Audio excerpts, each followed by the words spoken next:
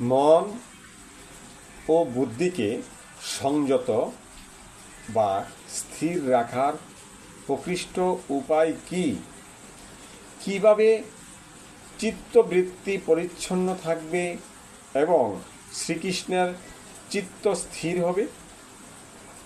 উত্তর হলো, জড়জগতের সমস্ত বস্তুই ভগবানের।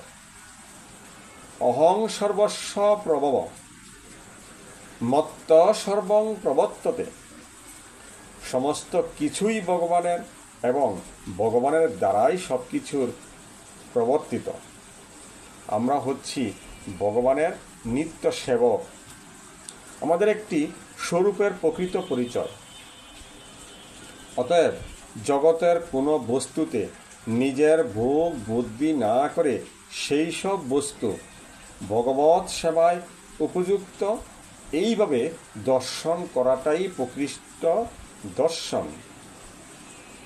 ভোক্তারাং যজতপসাং, অর্থাৎ জগতের সমস্ত আয়োজন এর ভোক্তা একমাত্র শ্রীকৃষ্ণ। অতএব আমরা যার সঙ্গে যে সম্বন্ধে আসি না কেন, সে বস্তু সামগ্রী